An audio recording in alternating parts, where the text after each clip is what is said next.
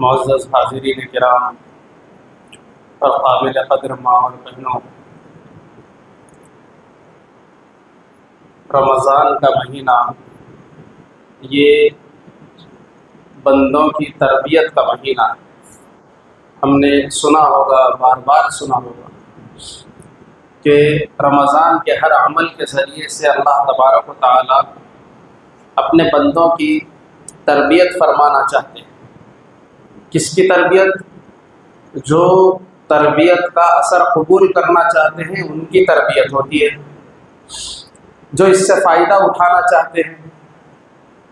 ورنہ تو پھر رمضان ایسے ہی آئے گا اور چلے جائے گا، کچھ عبادتیں کر لیں گے، ٹھنڈے پڑ جائیں، لیکن وہ عبادتیں قائم اور برقرار نہیں رہیں۔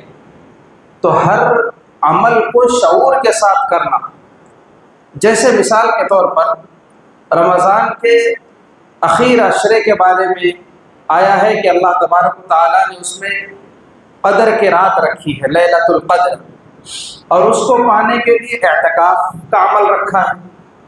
اور اعتکاف کی اللہ کے نبی صلی اللہ علیہ وسلم نے بڑی فضیلتیں بتلائی کہ جو بندہ اعتکاف کرتا ہے تو اللہ سبحانہ و تعالی اس کو اس کے اور دوزخ کے درمیان 3 بڑی خندقیں کھود دیتے ہیں۔ یعنی جس قلعے کے سامنے خندق کھدی ہوئی ہوتی ہے تو فوج اس کے اندر داخل نہیں ہو سکتی، اس لیے کہ خندق پار کر کے قلعے میں گھسنا ایک ٹف چیلنج ہے۔ اور اللہ تبارک و تعالیٰ جب یہ فرمائے کہ بندے کے اور دوزخ کے درمیان میں خندق کھود دوں، یعنی اب اس کا دوزخ میں جانا بہت ٹف ہو جائے، یعنی اس کا دوزخ میں جانا مشکل ہو جائے۔ تو یہ ساری باتیں جو فضیلت کی ہے، جو احکام کی ہے، ایک ایک چیز کو لے کر کے سوچیں تو اس سے معلوم ہوگا کہ اللہ بندے سے کیا چاہتے ہیں۔ جیسے اعتکاف کرنا، یہ حضور پاک صلی اللہ علیہ وسلم کا زندگی بھر کا معمول رہا۔ آپ نے رمضان کے جب سے احکام آئے اعتکاف کا اہتمام فرمایا۔ اور اعتکاف کہاں کرنا ہے؟ مردوں کے لیے بستی کی مسجد میں اور عورتوں کے لیے گھر کی مسجد۔ تو اب اس میں کیا ہے؟ صرف اعتکاف میں بیٹھنا اور رک جانا یہ نہیں ہے، بلکہ یہاں یہ ٹریننگ دینا چاہتے ہیں اللہ سبحانہ و تعالی کہ بندوں کو مسجد کی ہیبٹ ہونا چاہیے، مسجد کی عادت ہونا چاہیے، اور بندے کاموں میں کتنے بھی مصروف ہوں انہیں اللہ کی عبادت کے لیے وقت فارغ کرنے کا مزاج ہونا چاہیے۔ انہیں ان کی زبانوں پہ یہ نہیں ہونا چاہیے کہ میں بیزی ہوں، مجھے ٹائم نہیں ملتا ہے، میرے پاس وقت نہیں ہوتا ہے۔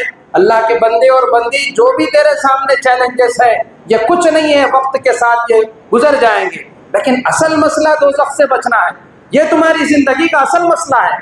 اگر تم دوزخ سے چھٹکارا کرا کے نہیں گئے تو پھر وہاں پہ کیا یہ سارے کام کاج اور بہانے تمہیں چھٹکارا دلا سکتے ہیں؟ اس پہ غور کرو کہ دوزخ سے بچنا اور جنت میں جانا یہ ہماری زندگی کا مقصد ہے۔ اس مقصد کے لیے تمہیں فارغ ہونا ہے، ہر دن فارغ ہونا ہے عبادت کے نام سے، اور اتنا فارغ ہونا ہے کہ تمہارا دل تو مسجد میں لگا ہوا رہے، چاہے تمہارا جسم مارکیٹ میں رہے، چاہے تمہارا جسم تعلیمی میدان میں رہے اور کسی بھی سوشل ایکٹیویٹی میں رہے یا اپنی سیلف زندگی کی ضروریات کو پورا کرنے میں رہے، لیکن دل تمہارا مسجد میں لگا ہوا ہونا چاہیے۔ آج ایسی تربیت لینا تو دور کی بات ہے، الٹا بعض مسلمانوں کی زبان سے یہ نکل جاتا، نعوذ باللہ، کہیں تم پورے کو اللہ والے بن جائیں گے، یعنی اس سے ڈرتے، یعنی رسی پکڑ کے کھینچتے رہتے، پورے کو اللہ والے مت بن جاؤ۔ لا حول ولا قوت الا باللہ۔ اللہ نے اولاد دی ہے، اللہ نے زندگی دی ہے، زندگی کا سہارا دیا ہے۔ سن لیجئے خوب اچھی طرح سے، اگر ہم اپنے آپ کو اور اپنی اولادوں کو اللہ کے حوالے کریں گے تو وہ اولاد ہماری بن کے رہے گی، اور اگر ہم یہ سمجھ کے کہ تھوڑا اپنے ہاتھ میں بھی رہنا، بلکہ وہ دکھنے میں رسی تمہارے ہاتھ میں ہی رہتی مگر وہ اسکپ ہو کے کدھر سے کدھر چلے جاتے پتہ ہی نہیں چلتا۔ اس لیے اپنی اولادوں کو اللہ والا بناؤ، اس لیے کہ کوئی اللہ والا اس وقت تک اللہ والا بنتا ہی نہیں جب تک کہ اپنے ماں باپ کے حقوق ادا نہ کرے اور اپنے حلال کمائی کی فکر نہ کرے جب تک بندوں کے حقوق ادا نہ کرے۔ اللہ والے کا وہ مطلب نہیں ہے جو آپ سمجھ کے بیٹھے ہوئے، اللہ والا تو سب بندوں کے حقوق ادا کرنے والا ہوتا ہے۔ اس لیے ہم تربیت لینا تو دور کی بات ہے، تربیت سے دور بھاگ رہے ہیں۔ اپنے آپ کو اور اپنے بچوں کو صحیح مسلمان بنائیں تو صرف اعتکاف کی رسم ادا کر لینا نہیں ہے، بلکہ عبادت گاہ سے لگاؤ، اتنا لگاؤ کہ دل اٹکا ہوا ہو، چاہے کہیں پر بھی ہو، مارکیٹ میں، ہر جگہ، کہ دل مسجد میں ہونا چاہیے۔ ایسوں کے لیے اللہ تبارک و تعالیٰ نے، اللہ کے نبی صلی اللہ علیہ وسلم نے بڑی فضیلت سنائی ہے کہ ایسا شخص کل حشر کے میدان میں سخت تپتی ہوئی دھوپ میں اللہ اس کو ایک خاص عرش کا سایہ عطا فرمائیں گے۔ کون سا شخص؟ وہ شخص جس کا دل مسجدوں میں اٹکا ہوا۔ سبحان اللہ۔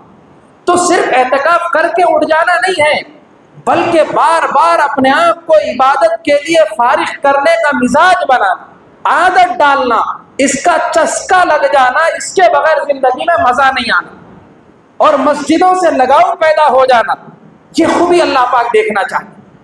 اس لیے کہ ایک مرتبہ ایک صحابی اللہ کے نبی صلی اللہ علیہ وسلم کی خدمت میں حاضر ہوئے، پوچھنے لگے یا رسول اللہ سب سے بہترین جگہ کون سی ہے؟ تو حضور صلی اللہ علیہ وسلم نے فرمایا کہ ٹھیک ہے میں پتہ کر کے بتاتا ہوں۔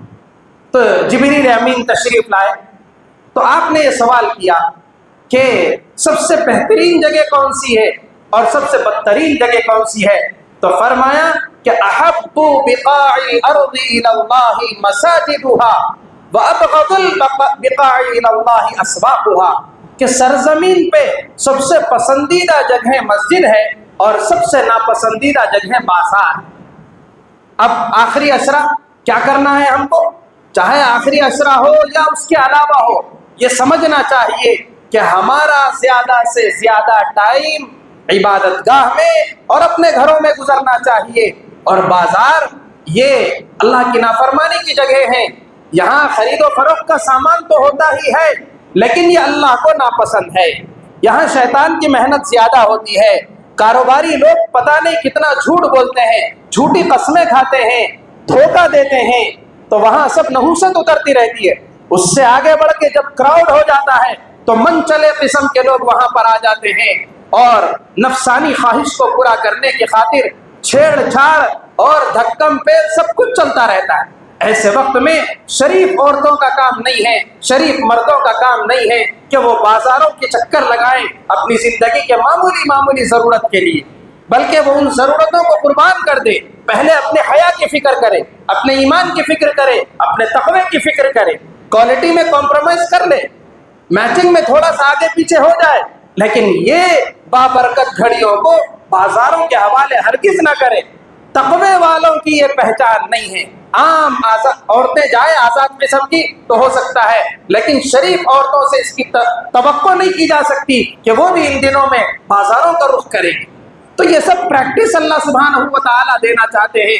بھائی آخری عشرے کی جو مقدس اور مبارک گھڑیاں ہیں، اس میں چاہے مرد ہو چاہے عورتیں ہو، وہ مسجد میں بیٹھ جانے کی عادت ڈالیں، اور پھر ماشاءاللہ جس کو توفیق ملتی ہے وہ بیٹھتے، کچھ سنت اعتکاف کرتے، کچھ نفل کرتے، کچھ 5 دن کا، کچھ 7 دن کا، وغیرہ وغیرہ، اور پھر اس میں کیا کرتے ہیں؟ عبادت پہ عبادت، نفل پہ نفل، تلاوت پہ تلاوت، ماشاءاللہ ریکارڈ اچھا بناتے ہیں جو بناتے ہیں، لیکن اس سے اعتراض نہیں ہے۔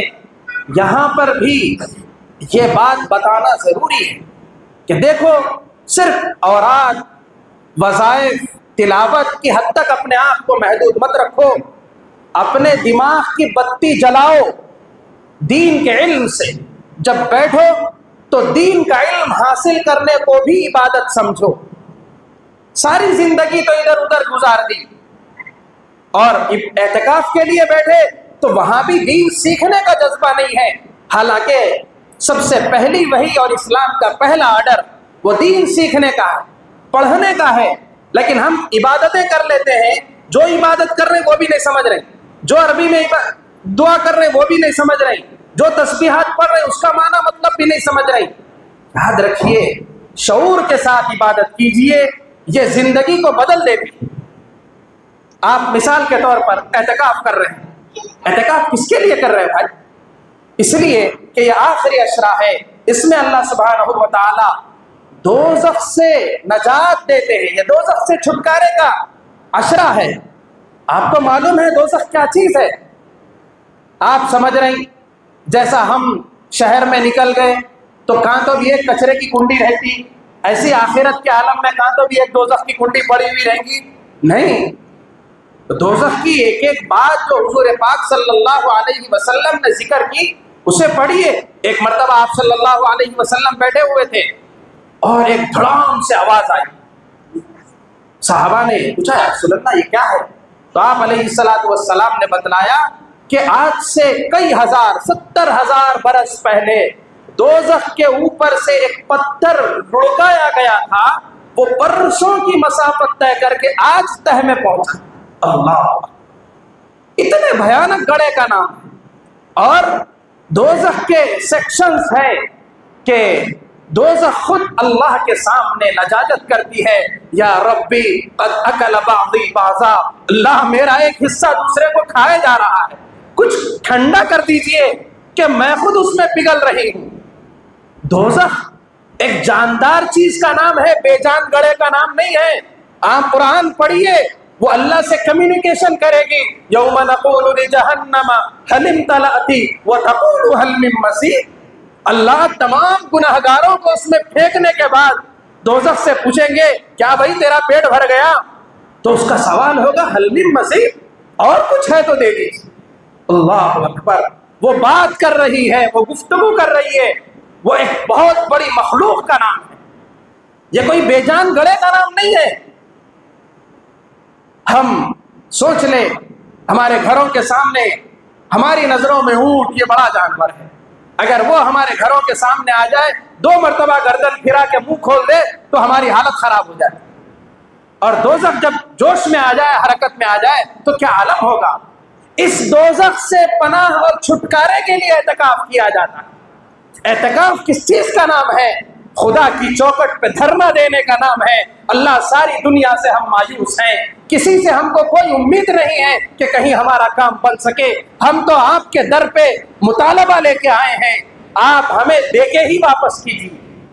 اڑ جانے کا نام ہے، اپنی اداؤں سے خدا کو منانے کا نام ہے۔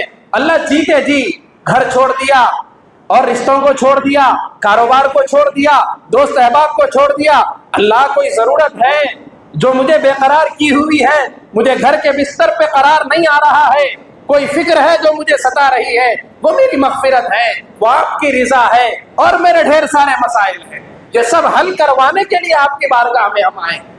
اللہ اکبر، کتنی حسین ادا کا نام اعتکاف ہے۔ اور ہم کیا کرتے ہیں؟